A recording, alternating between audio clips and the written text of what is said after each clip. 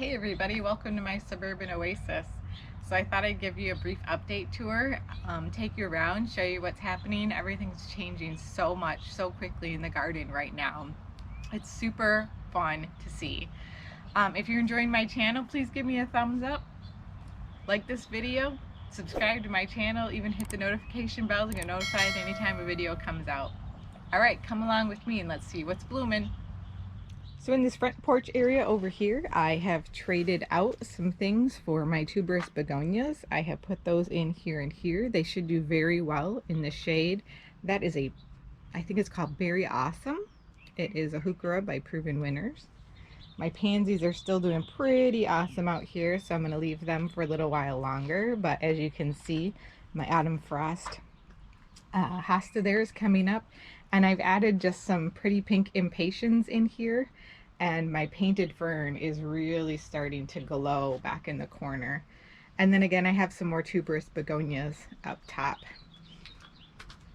so just a little more color in there. The hostas are really starting to perk up and fluff out. Just look at how voluminous those are compared to last time. And it's only been just a little over a week since we did our last tour. I have a beautiful maidenhair fern back here. Lots of heuchera. This is the wee hosta. And I have planted some more of those impatiens just along the front edge of this bed. So you'll see those in and along the front. Again, these hostas are just starting to really beef out here. I think they're just gorgeous. And some of the macrophylla geraniums here, you can see they are starting to put on their buds and their blooms. I don't know about you guys, but we are having a really dry spring. First it started out really cold, and now it's getting really dry. I think this hosta back here is a humpback whale one. So it should be really big and blue, but it is the first year there. So we'll have to wait for it to get a little beefier. And just a ton of different varieties of hostas in here. And another really gorgeous maidenhair fern, you guys. Isn't that pretty? I've tried growing those inside with no luck. So thankfully for me, they are actually hardy in our zone here. And in this corner, last year I planted these Francis William hostas back here. And as you can see, they are really just starting to come out like crazy. This back area here, the bushes that I planted last fall are really taking off. You can see this Weigela is starting to bloom. Those pretty blooms there. The limoncello barberry, orange rocket barberry, and some bearded irises. Now you'll see I have bearded irises in a few places in my yard, and they smell really great. And I grow them not just for the blooms, because they are absolutely gorgeous, but that fragrance is just wonderful. And then to top that off, the foliage for the rest of the season is pretty great as well, because it's a blue spiky foliage that you can't really get from other plants. This bed is also filling out really well right now. And then in the neighbor's side over here, I actually just put in some sunflowers that I grew from seed over here. She talked about wanting some sunflowers last year, so I decided I would plant some from seed for her. This is an autumn blaze maple. You guys, I got this maple for $30 at the end of the fall last year. Fantastic find, because as you can see, my neighbor's maple, which is nearby, is dying. And I do like the shade that it provides, so with this new one, it's going to be much nicer. Just look at this, you guys. The alliums are blooming.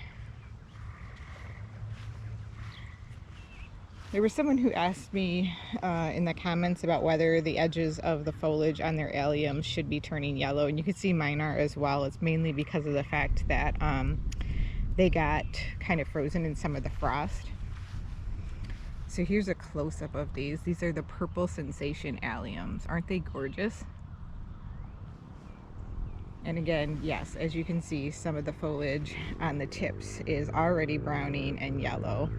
One, they got harmed by the frost, and two, it has been so dry again. But isn't that pretty? It turned out great. Last year, I moved the alliums into this semicircle after they bloomed, and I wasn't sure, you know, how many of them would take, but they adapted very well.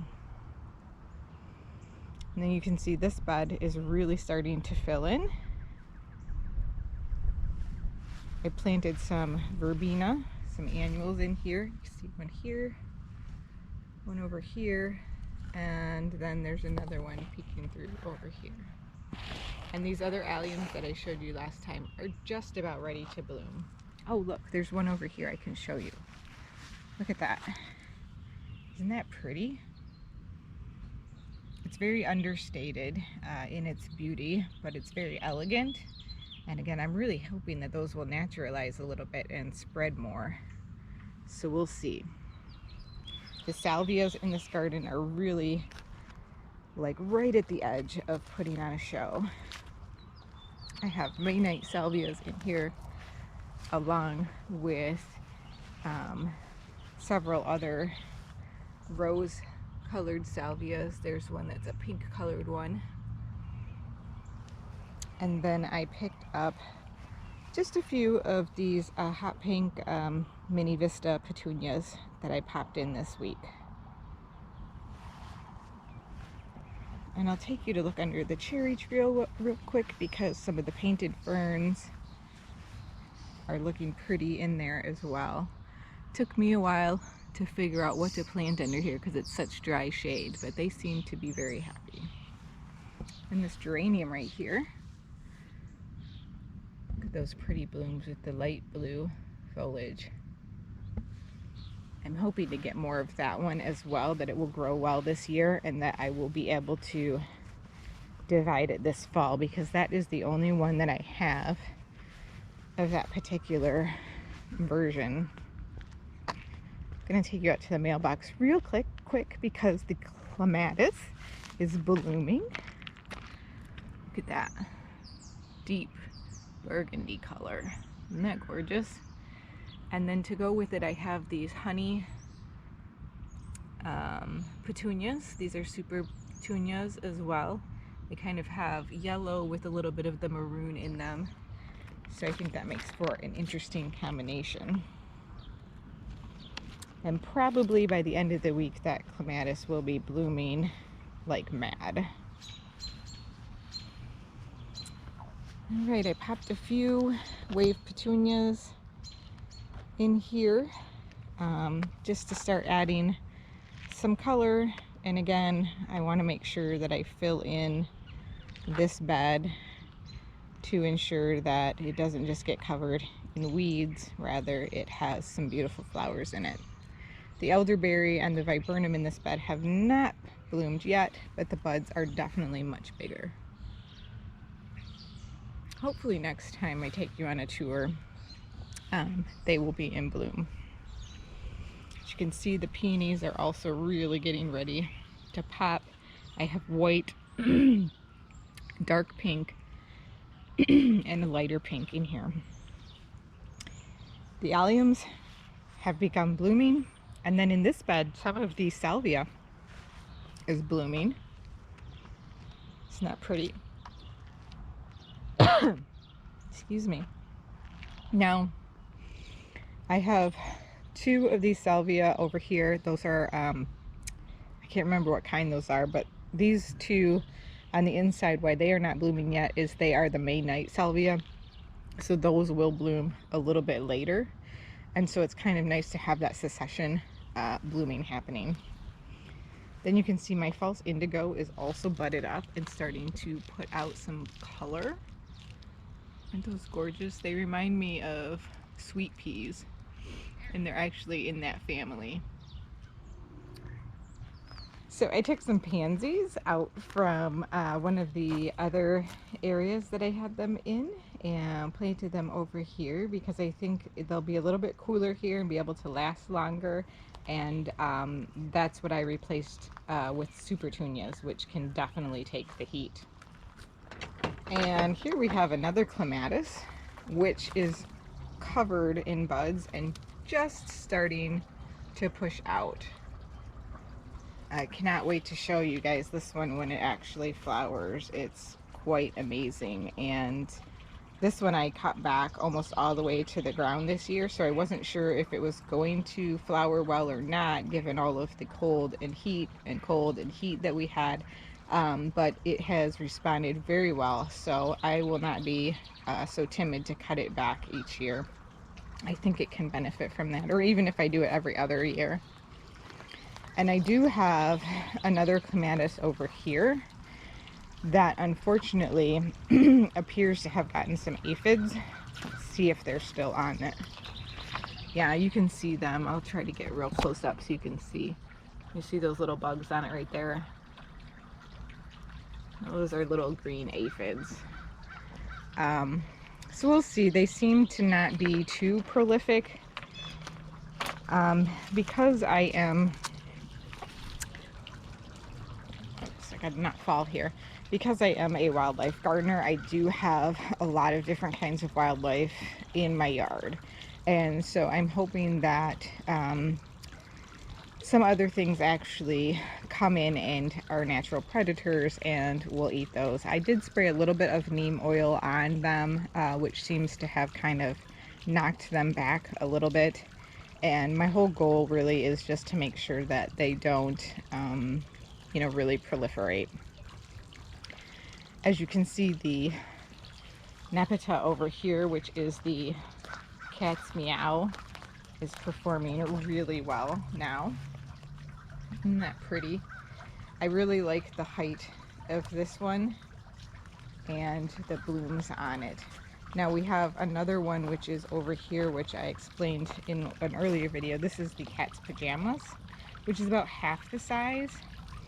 So this one would be really good for tighter spaces, but I think between the three different sizes that I have, my favorite one is the cat's meow right now, just because it doesn't seem to get overly bushy or take over. And I'll show you what the other one looks like that's bigger. But at the same time, it has a nice presence and it's high enough so that you can see it. I think this cat's pajama would be a nice edging plant. The roses are taking off and they are starting to put on some buds. I have some glorious buds. I don't know if I call them buds even, but these alliums are going to be glorious. I think these are the gladiator kind. It's my first year with those in the garden and I really am enjoying them. And hopefully after they bloom, then some of the salvia at the bottom will start to cover up the foliage. And then this woodula also is blooming. Aren't they pretty? I just love the contrast between the bluish, you know, foliage and all of those buds and blooms. And then as you can see over here, some of the classic coral dianthus is doing really well still. And these bulbs are blooming. I found out they are a type of allium. They are they have these like bell-shaped flowers that are very unique. I wish I had something behind them that provided more of a contrast. I think these would probably look best in like a really large drift. They look a little bit sparse with the few that I have here, but definitely a very different plant that you don't see very often. Okay, I got some new coral bells. These heucheras here, they are like carnival, watermelon, and the other one is Carnival Peach Parfait back there, and I got those at a local nursery. And I just like the contrast of those with this other dianthus that I got. These are another one of the fruit punch series from Proven Winners, and they are, let me see if I have the tag on these still. Spiked punch, that's what those are called. Who doesn't like spiked punch? So it kind of takes from the lighter into a little bit of a darker area, and it has a nice contrast against that deep foliage of the 9 bark there. And again, this fountain area is just looking really pretty to me as the hostas come out and everything is just kind of becoming more full. I don't really like seeing the wood chips. I prefer everything to be covered up. I don't like to see the ground, I just like to see plants. And there's that viburnum with the very few buds that we were able to get despite all of the freezing. I love it. I am so excited to see that one next year too. Really thrilled with that. And I do have some salvia down here. These are the Violet Riot, part of the Color Spire series from Proven Winners. And then this area is starting to look more colorful as well as the heuchera fill out. We got some hopscotch, Fun and Games hopscotch, and some Fun and Games Red Rover in here. Just a lot of different things, different colors. And you can see the chives are really making an impact on my landscape here, as they are along the front of the border. It's really fun to kind of throw those kind of what would normally be considered plants for the vegetable garden into your flower and landscape garden. It just, I think, provides a whole variety of other things to choose from that you might not otherwise think about as providing an impact in your yard. But the thing that I like about this lawn garden right here is that as you look down it, I have started to achieve some of my goal of creating color blocks and using foliage for color in addition to the flowers, because flowers come and go, but the foliage stays for the season. So it's really important to think about that. Not just texture, but also the color. The same, I think, is starting to happen over here, but it's going to take a little while longer. Because this is a much newer area. I actually created this area not last year, but the year before. So you can see I have some of the Georgia peach heuchera and the Red Rover heuchera and a little bit of barberry, and back in the back, some of the little gold touches that really lighten up the shade is that euonymus, and then a little bit of the sedge along the front there. And just look at how much growth that weeping Norway spruce has put on since I planted it. I'm assuming that means that it is happy there. So yeah, again, these chives are just coming along really nicely. Look at the way I don't know if you can see this on the camera, but the way that the leaves glow in the sun on this plum tree. It's beautiful.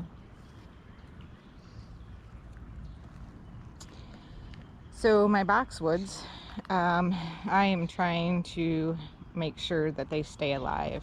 This one over here is definitely doing better than the other one. It had a little bit less dieback, but they both had a lot of freeze damage. As you can see from this one, there's a lot of, just a lot of burnt, crispy wood on there. There is definitely some live growth back in there, and I may have to cut it back even further to get it to flesh out fresh if I'm able to. I'm trying to keep it watered because again, it's been so dry here. This Weigela also is putting on some buds, so I expect that to bloom in the next couple of days. And I have a replacement for this hydrangea. You guys, I'm looking forward to it so much. I'm also going to come through and clean up some of the hosta foliage this weekend, just clipping off some of these leaves that really got massacred by the ice.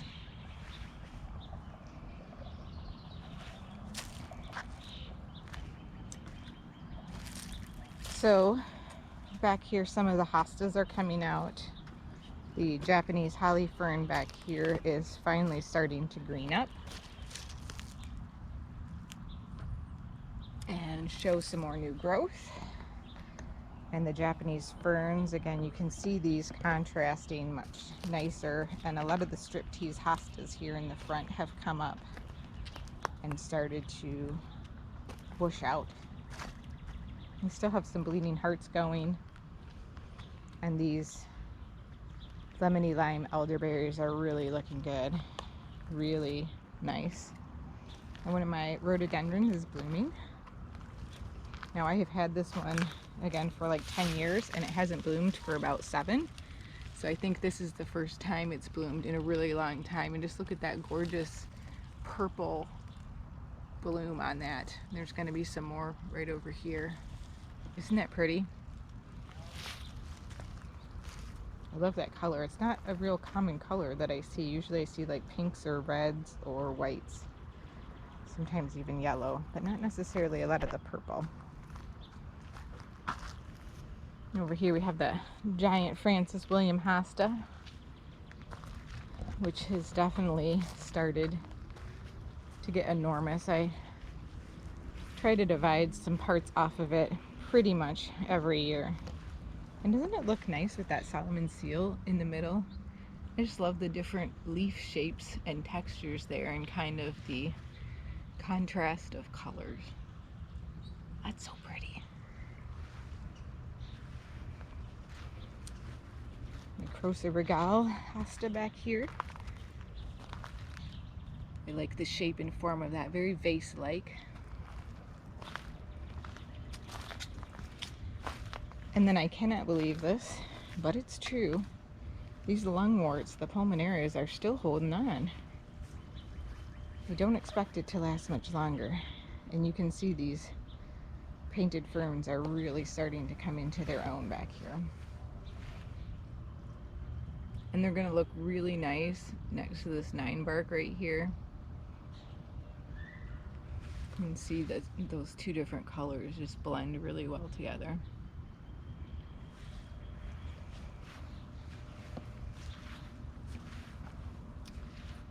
This hydrangeas coming together,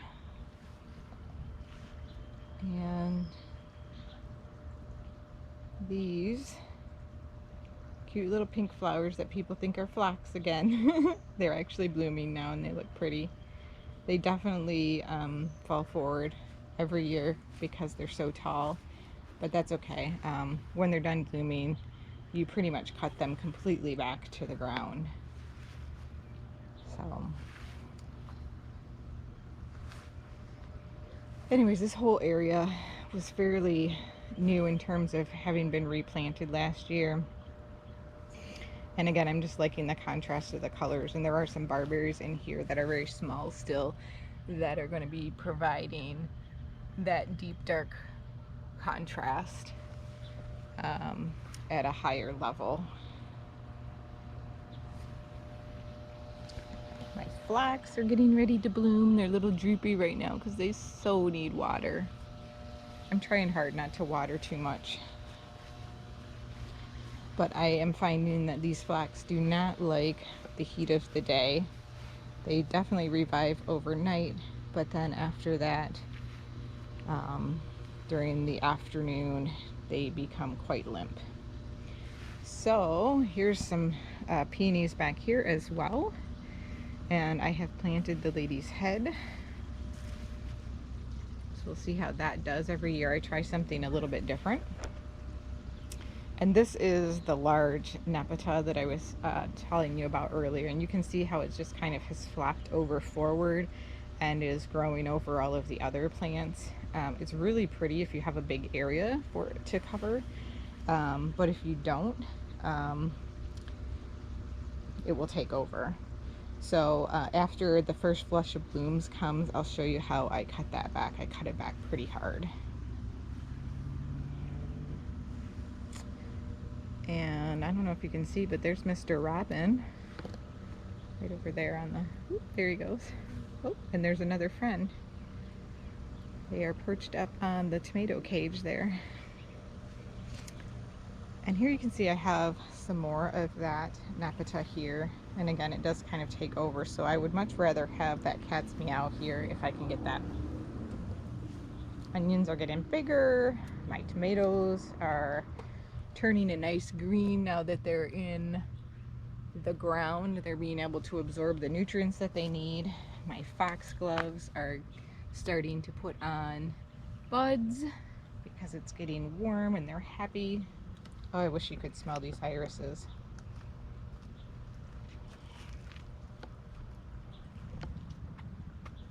My dahlias are still doing well.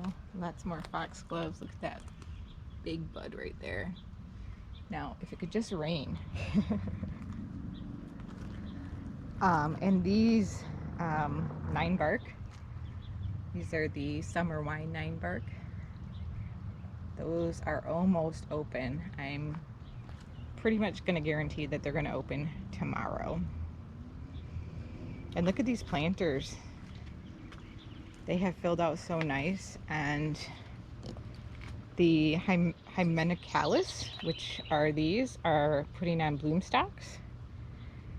So I'm very excited to see those. Those are supposed to be, if I recall, those are the white ones with the curls, and then the ones in the middle that haven't put on bloom stalks yet are going to be a light pink.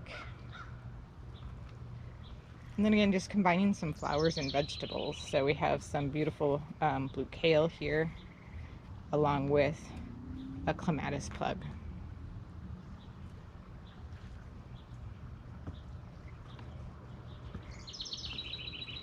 Some wonderful rosemary.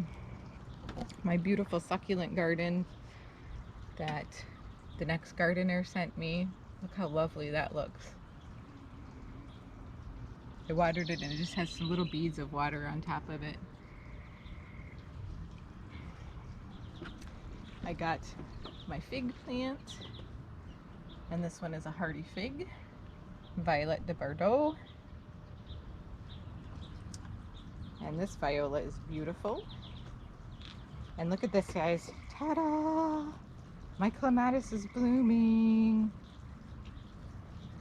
I think this is Mrs. Nuckel. I have to look up the names again, but isn't that pretty? Oh, I love it. It's big. And the foxgloves that are down in here are growing too. Everything just looks lovely. Now over here, I have some pansies and some strawberries that I grew from seed. These are some lingonberry, which have the cutest little bellflowers on them, and they will make yummy little berries. And with the pansies, I have some more dianthus in with more pansies. And then I just got this geum. Isn't this cute? And my petunias, my wave petunias that I grew from seed, are also doing fantastic, as is this bean plant. And one last thing I want to show you is in this bed, I have a couple of flowers going on that are gorgeous. Look at these. These are the columbine. They're both so different. I have to say that I just really like the color of this one here. And then let's take a look at these salvia. Salvia are blooming. This one's called Azure Snow. That one's part of the Color Spire series.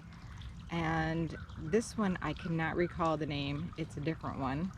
obviously, but it's a really, really light blue that almost looks white, but it's really pretty. It just kind of glows.